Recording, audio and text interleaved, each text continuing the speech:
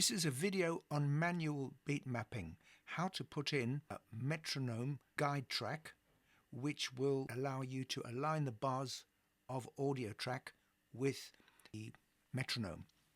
So at the moment the tempo is 120 whatever happens, and if I put on the click here it's completely out. So what we're going to do is play in a beat map which is in time to the actual audio that we're listening to, and then if you want to make a chart afterwards it corresponds really well. So here's the principle. I've lined up the audio so that the downbeat, this is really important, the downbeat corresponds with the downbeat of the beginning of the metronome. So here we have beat 2, it's in 3/4. This is where it will start. So I'm literally going to just play this from the beginning, and then I'm going to put in a click using my keyboard here, or else you can use the actual keyboard on Logic. You don't need it, and I like this sound here, K. I've actually done the whole track already, but I'm just going to show you how I do this. So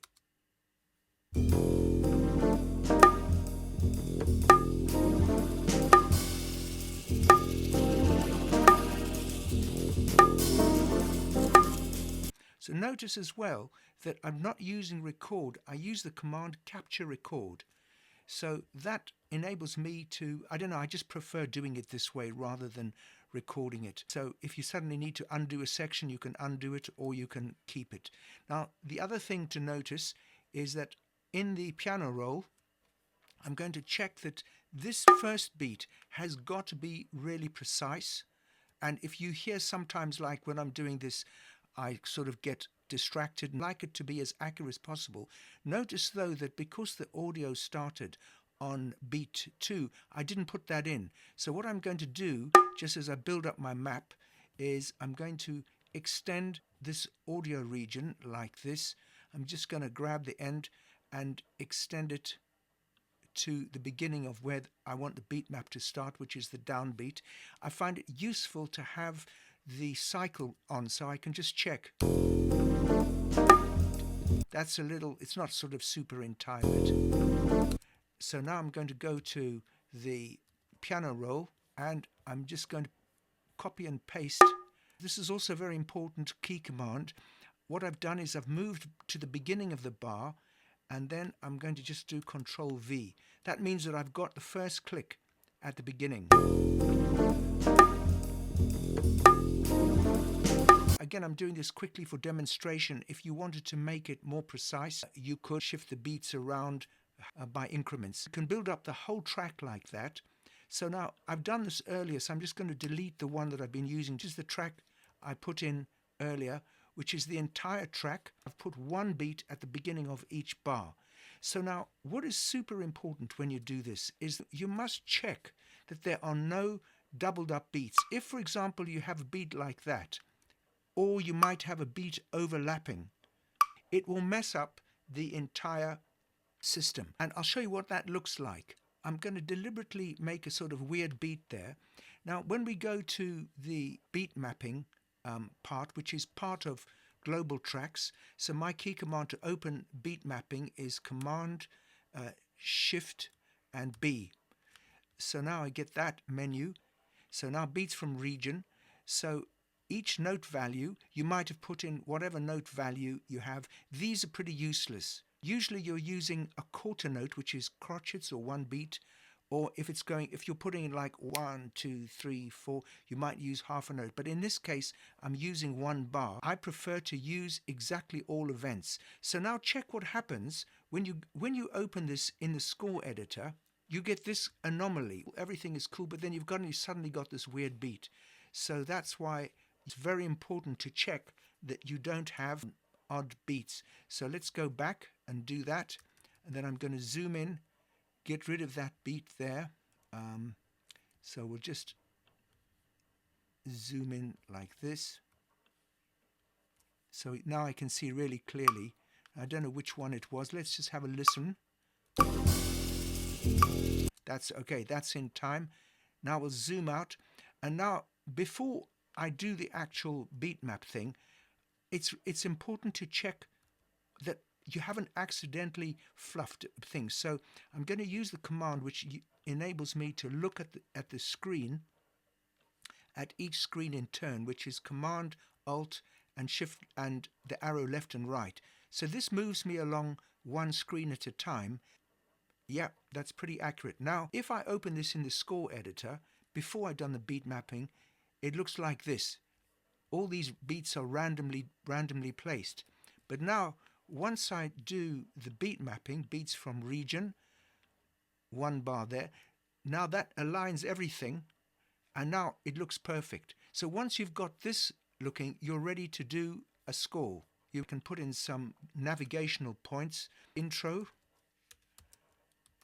and then, so that's the beginning of the first chorus. So we call that chorus 1. I like to have this a different color. Let's say I want to transcribe the bass line. So I like to have a loop.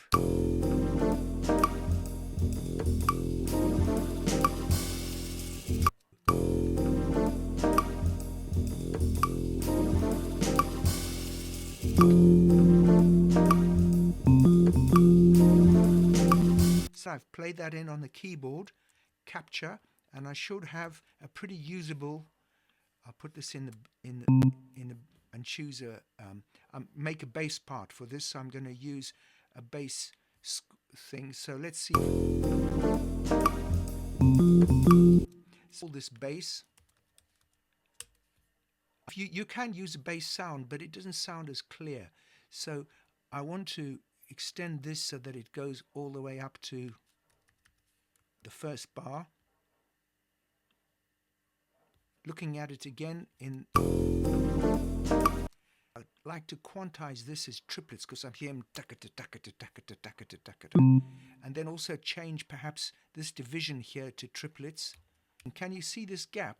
What this means is that my region has not gone fully up to the beginning of bar 2.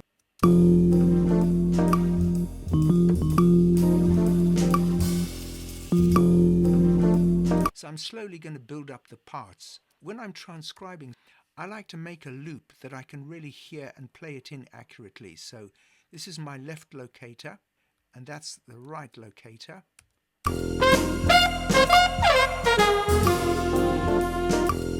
Let's make it even a bit more musical. I like to do this in very small increments.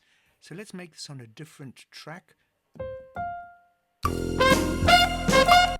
Notice I could go ba ba ba da. I know I've got that pretty much right. And let's turn it down so we can hear it.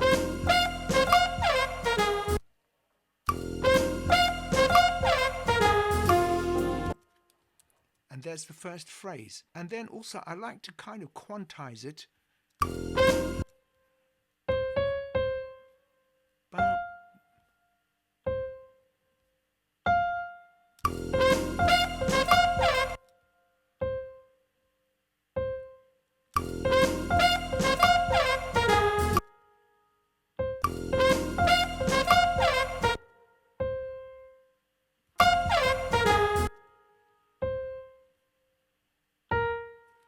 So let's check this.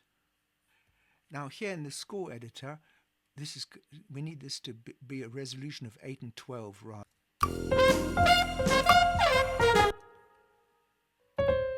So that's like a more advanced thing to put in the crash note on that. I won't do that here.